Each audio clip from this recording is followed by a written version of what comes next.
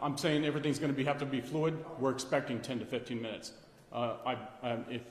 If anybody who's here and can tell you that who's worked in the past, I don't like to make promises I can't keep and things that are out of my control. I expect 10 to 15 minutes, but we'll get there as we can. Thank you.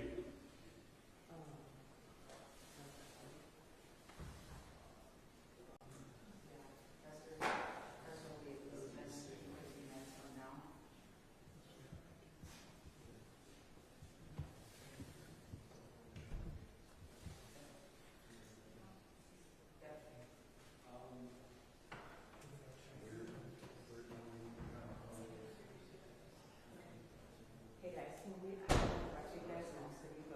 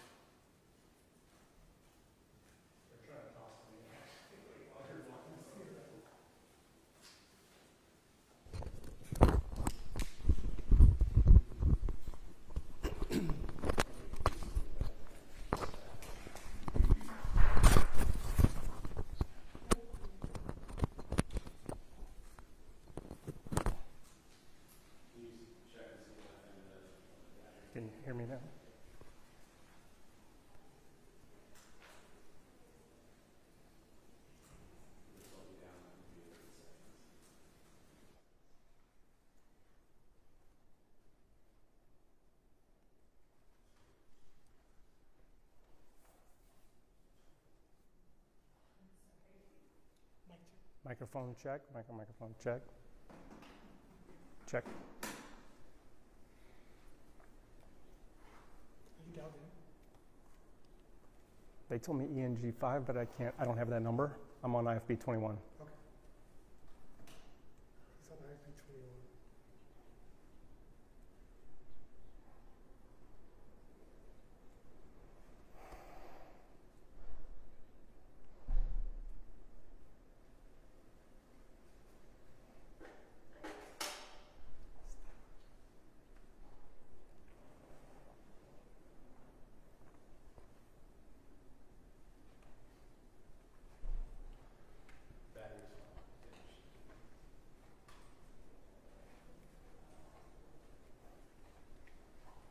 Yeah, it's been delayed a little bit here, but yeah, I can tell you a little bit more about Melissa Hortman and John Hoffman.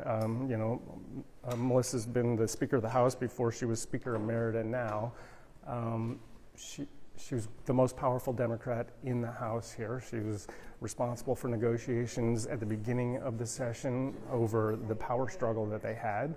And at the end of the session and into the special session to make sure every bill passed. So she's literally the #1 Democrat in the House, had her hands in every single bill that went through the special session. And, she's widely respected in both parties there for the work that she does.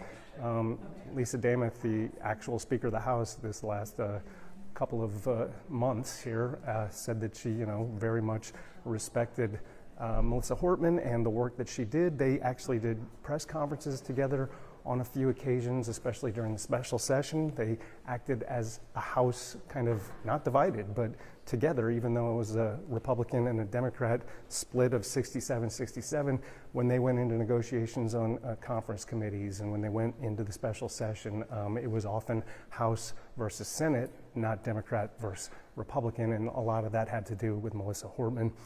She's the one who cast the vote that made sure that the agreement that they all reached passed that had to do with MN care for undocumented adults being cut off. She made that agreement. She cast that vote. She said it was the hardest vote she's ever cast, and she's been there for quite some time. Senator John Hoffman is the head of the Human Services, the chair of the Human Services Committee, and got that bill through during the special session. A very important bill, one of the highest spending, besides education, it's the highest spending bill that they have. So a very important bill. It was controversial in some ways with some, cuts that were to disability waivers being capped in the future, and the tug of war between nursing homes, disability services, and a lot of other stuff like that. So a couple of very important folks here, well, not here, but at the Capitol.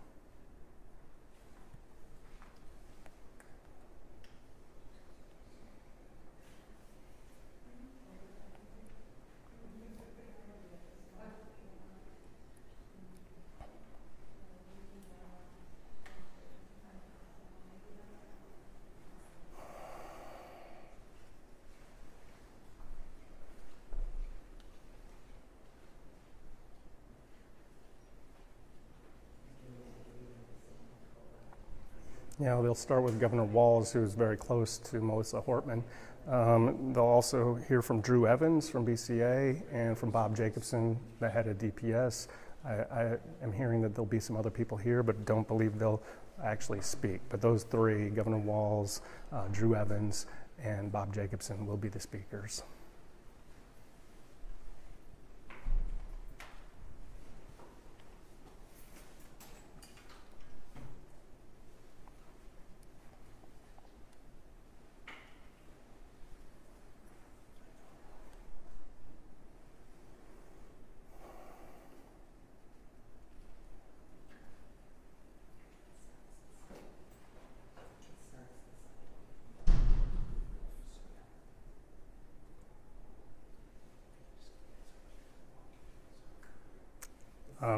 They're mostly behind closed doors here for me, and I just got here. I was on my way to Fargo to do a customs interview and turned around and came back to do this.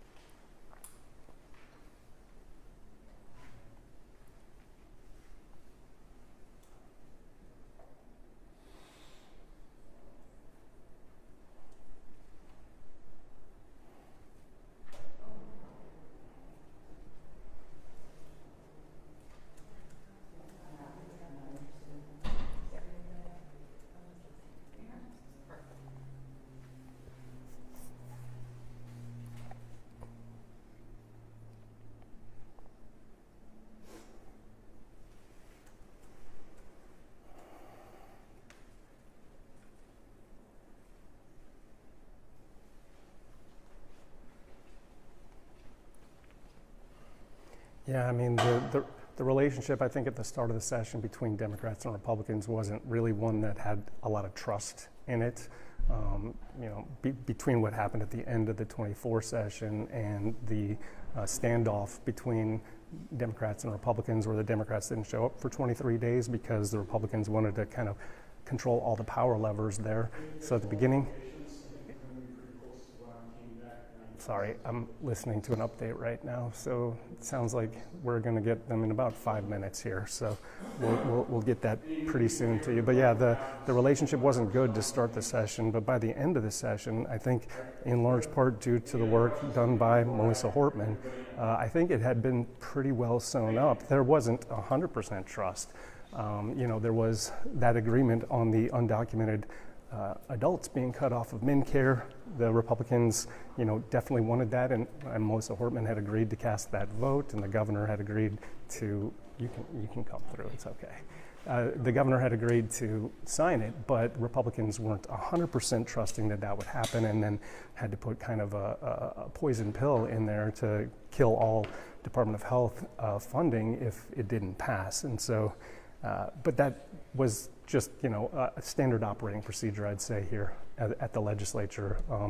But the work that Melissa Hortman had done with Lisa Damuth had definitely, put them kind of in a tight connection. And Governor Walz did, talk about that quite often, that, there wasn't like temper tantrums here. I talked to Hortman and Damuth, right after they finished the special session at about 10:45 on Monday night, and they were very collegial. They had a good relationship, and they got this through. And again, like I was saying, it was House against Senate more often than it was Democrats against Republicans by the time they got to passing all those bills in the special session.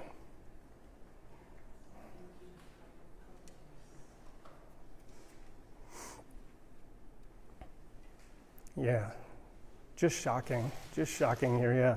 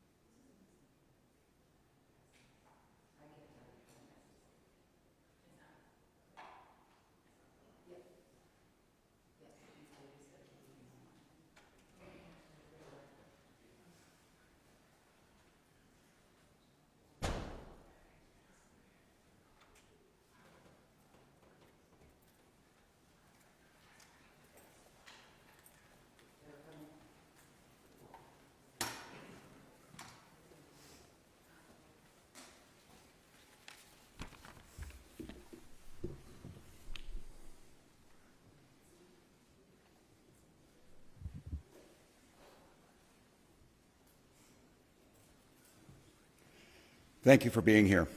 In a moment, you'll hear from law enforcement officials who will share with you what they can as up-to-minute update on the situation here in Minnesota.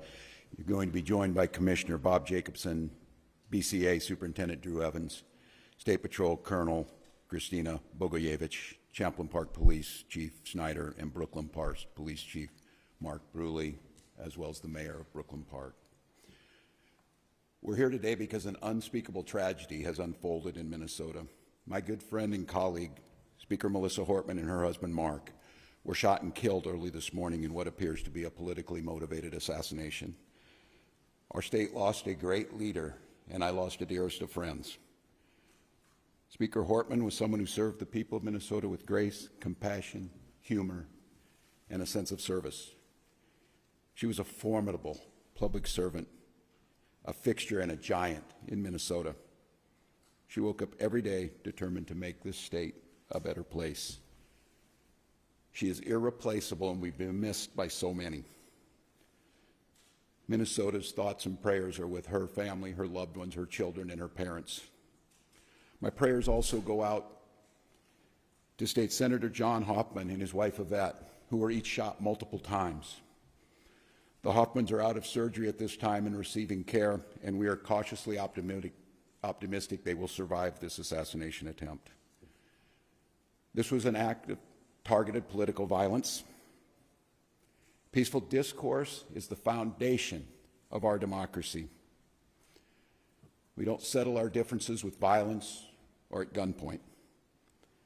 In the state of Minnesota, and as recently as last week, in the most closely divided state legislature in the country, we sat down, we worked things out, we debated, we shook hands and compromised, and we served the state of Minnesota together. We proved that it's possible, even in these politically charged times, to find compromise and adhere to the principles of democracy and civil discourse.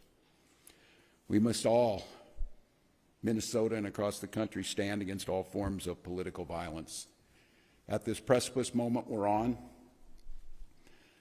this tragic act here in Minnesota should serve as a reminder to all of us.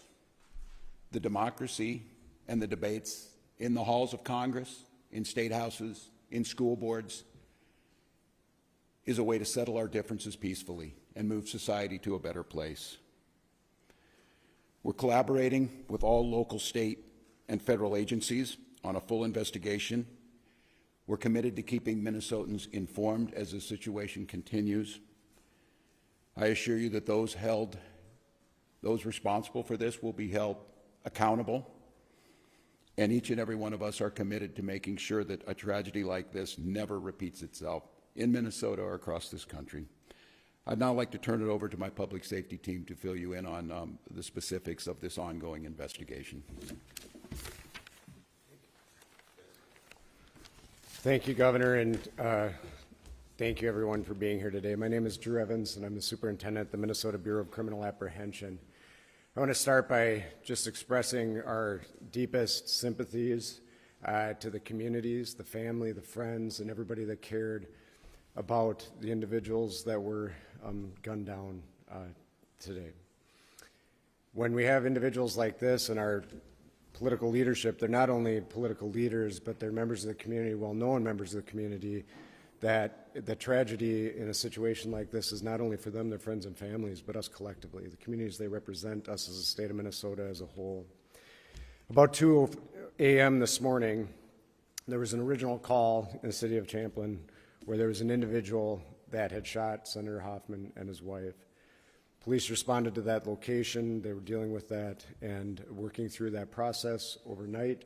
And then later on, at approximately 3:35, that another call came in when it was officers proactively checking because they knew of the incident that occurred, and they were going to check on Speaker Hortman at that time, at which time Brooklyn Park police officers encountered the individual who immediately fired at them, and they exchanged gunfire, and then the individual was able to escape during that exchange of gunfire. At the residence in Champlin, there was life-saving measures that were provided there.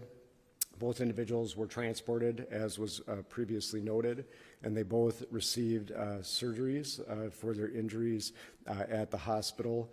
And their conditions are at this time, both those individuals, Senator Hoffman and his wife, are both alive at this time, but they suffered gunshot wounds and are obviously in a difficult situation. But we're cautiously optimistic that they will continue to improve. At this time, it is a very active scene still, as you've seen. The Brooklyn Park Police Department, along with other members, the Hennepin County Sheriff's Office, State Patrol, FBI, BC, and many others are actively engaged in a manhunt for the individual that we believe is responsible for this. And so we'll be sharing the identity with those individuals as this progresses, but I'm going to caution you, I know there's going to be a ton of interest in this. We're not at the position we can do that as we're actively searching for that individual. Right now, just as noted, we have teams. Hennepin County Sheriff's Office and Champlin are working at the scene there that occurred there, and then we are also, as we're stabilizing this between Brooklyn Park, working on the homicide investigation with Brooklyn Park Police, the BCA, FBI is assisting there as well, and we'll be conducting a crime scene investigation there. And then the individuals that were killed will be doing autopsies of those individuals to determine the extent of their injuries and how they passed away. But it was from gunshot wounds. At this time, I will answer questions after Commissioner of Public Safety Bob Jacobson speaks, but we'll be happy to take a few questions.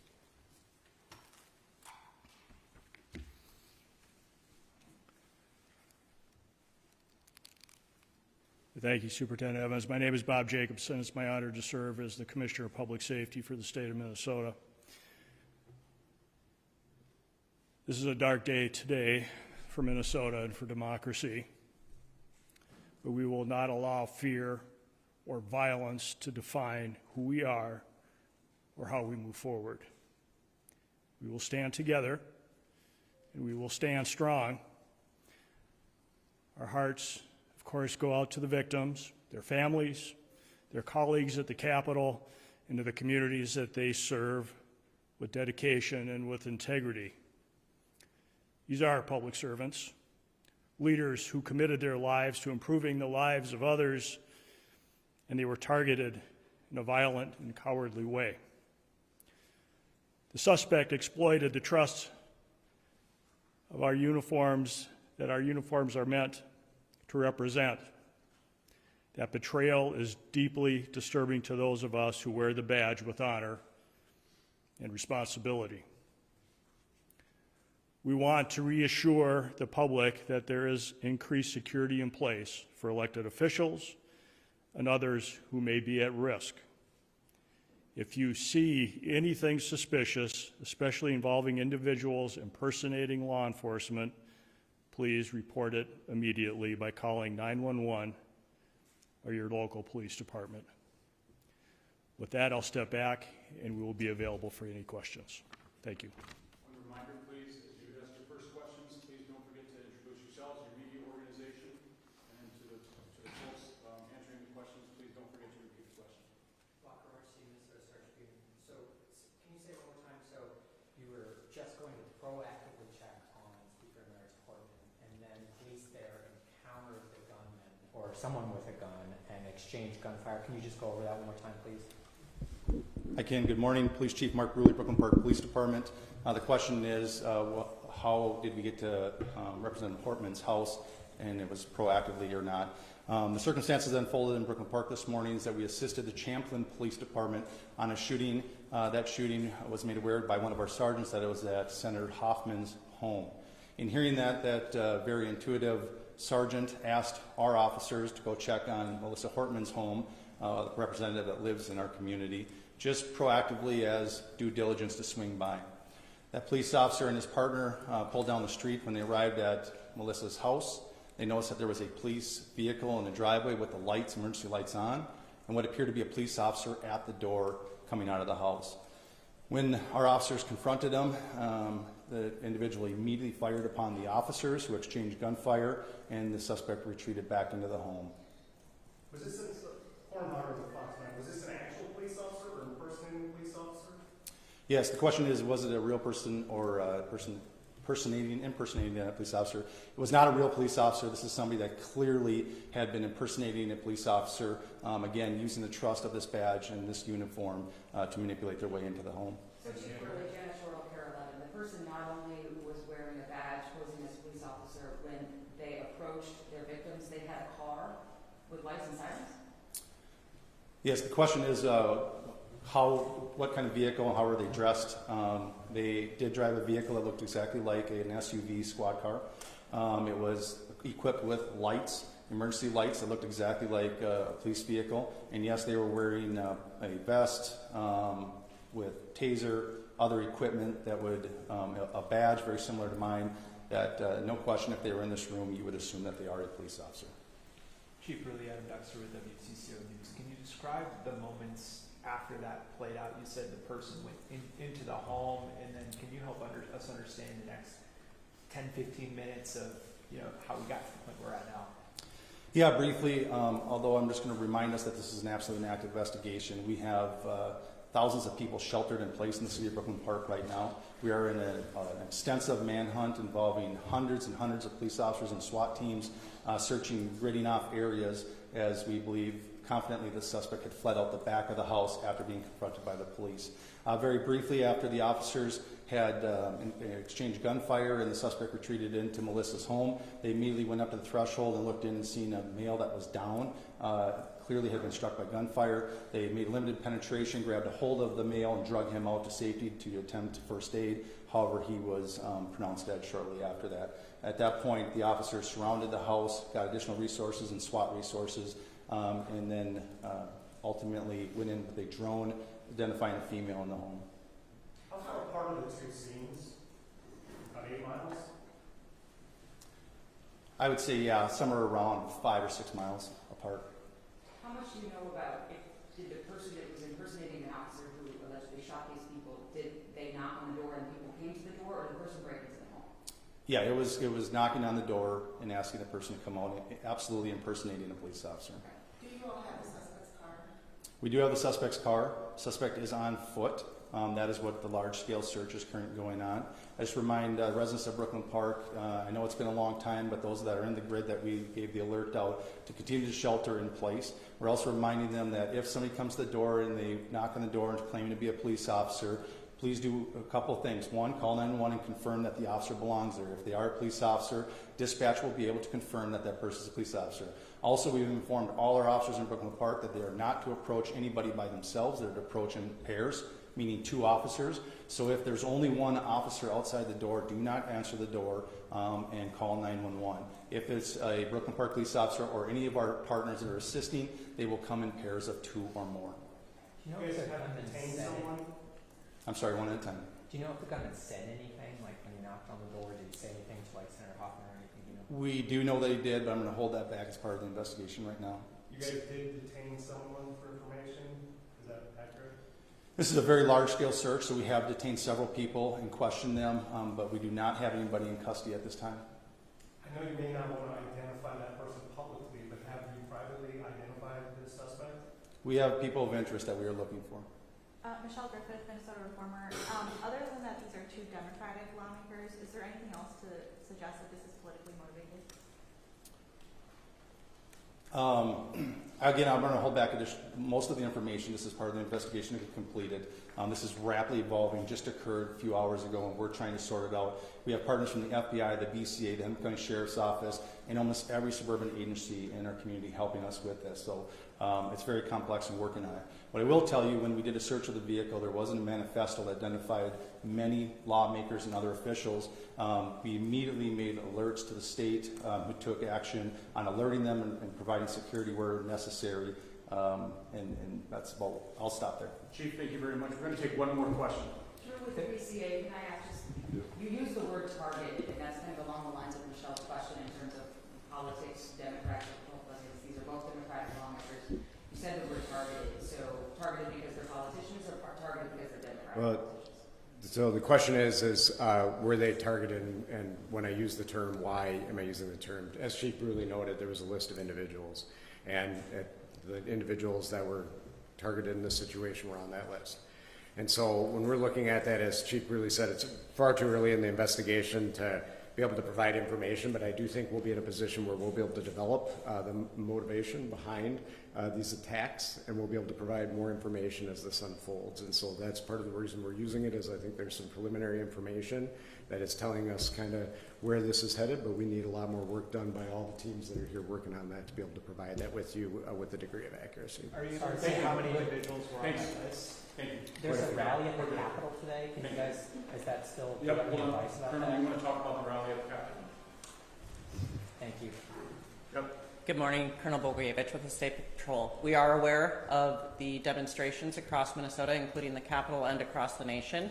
We will work with our state partners and our local partners to provide security and safety for those that attend. Christy, Primary Press, can you confirm that you will have a sniper station at the Capitol today? The question was, will we have a sniper at the Capitol? We don't discuss our security plans on the Capitol grounds. Colonel, thank you. Okay, thank you very much, everybody, for being here. We will, I think you do have, and if you haven't, let me know, but we do have a place where you can send inquiries for either interview requests, information requests. We have our State Emergency Operations Center set up. If you need information on how to make those requests and make sure that we see them, let me know. I don't know if it was said, I missed it. We also Yeah, I'll check on that for you and get back to you. Anybody else have any other follow-ups that I can try and get? Yeah, but people on the list.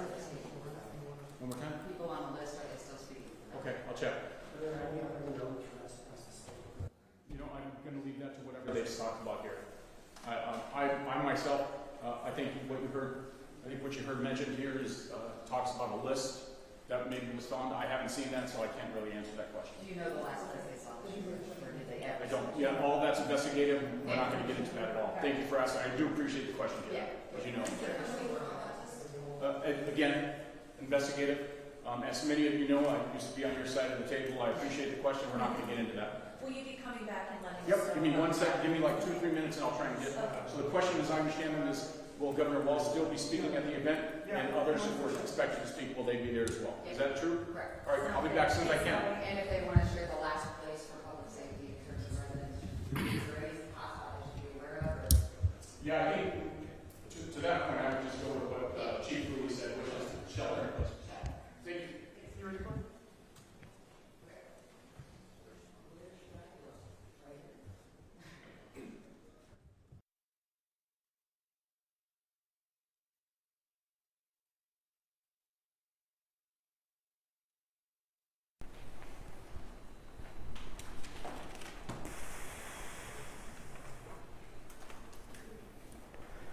I don't know what to say, just completely shocking.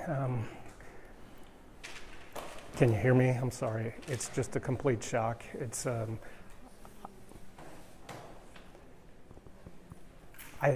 okay.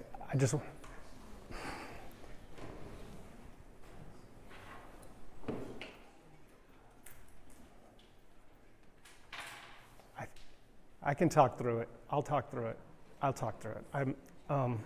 I was supposed to interview Melissa Hortman on Monday morning as we kind of wrap up this session, and this is completely shocking, that this kind of political violence. But I mean, you heard it there. Like, I watched the governor walk in here. I watched his staff. I could tell that they were extremely emotional already. The governor, spoke just briefly, gave just the basics, and handed it over to Drew Evans, and he walked right out of the room. That is very atypical for Governor Walz. He's usually very available as soon as he's done speaking and hands over to other folks. He will stick around and take questions, but he's not in a position right now, I guess emotionally, just from looking at him, to take any questions. He's very close to Melissa Hortman, and spent several weeks here just trying to put Minnesota's budget together with her and the other leaders, but that's a tough one for him. And I could see it on his face and on the faces of his staff members who were in this room as well. The updates from the law enforcement folks, a little more matter of fact. I think that they're kind of more used to a situation like this, but just some of those details there. It'll be really interesting to hear what's in that manifesto that they found behind in that SUV, but just kind of shocking the way that all went down, going from Senator Hoffman's house, where that happened at about 2:30, to they said 5 or 6 miles away, to Speaker Emerita Hortman's house, where they went an hour later just kind of on a hunch to check on her safety. I assume, from what they said, that all of the leaders, the politicians, they are being watched right now to be, to make sure they're safe. It sounded though like just one person involved in this, a guy pretending he's a police officer, both in uniform and in the vehicle he had, but a person with a manifesto that they've seen, and they can already tell this is politically motivated. So sounds like we'll get some follow-up questions answered here in 5 or 10 minutes. But so that's the update here. But I mean, just completely shocking to hear this, and somebody doing this for clearly political reasons, targeted 2 Democrats here. Don't know what else was in that manifesto or where he might have gone after he left Speaker Emerita Hortman's house. But he didn't make it very far after that because of that hunch, and because Brooklyn Center PD were right there to kind of intercept him, not catch him per se, but they definitely may have prevented more violence, because they interacted with him, exchanged gunfire with him, and now you heard the manhunt. There are thousands of people who are sheltering in place there.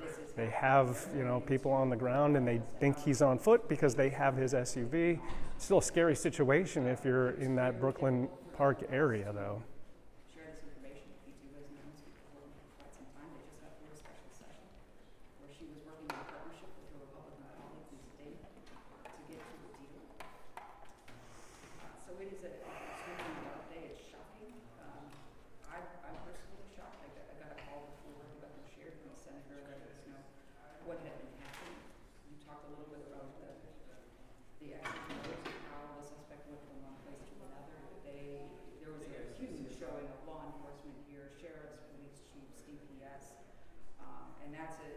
signal to Minnesota Yeah. right now of how many people are actually looking for the suspect who, as you noted, Chris, left. Yeah, it did sound like just one suspect. However, they said people of interest. You heard that correctly when I asked them,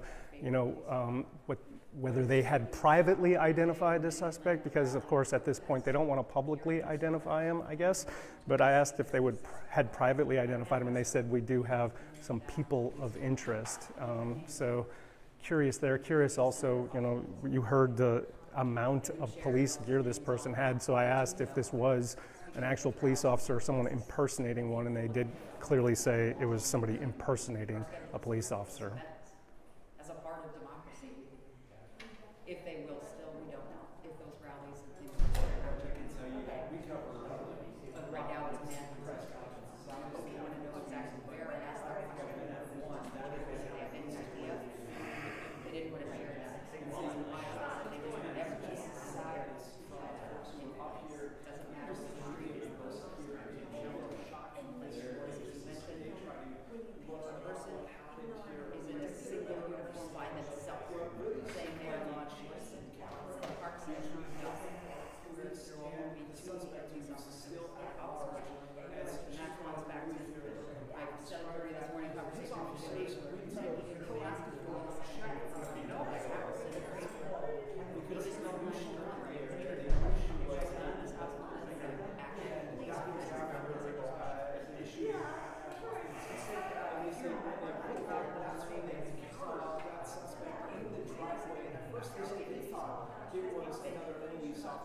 I asked questions like police type SUV with lights and sirens on it. They say they encountered that man, that suspect, outside of. They wouldn't say that's part of the shot this down. Just know that if you were going back into the session, former speaker out of the back of the I would say Reg and Jennifer, I just heard from in absolute state of shock and sadness now from the walls of that speaking and then not taking any questions, immediately going out of this room and law enforcement really focusing and driving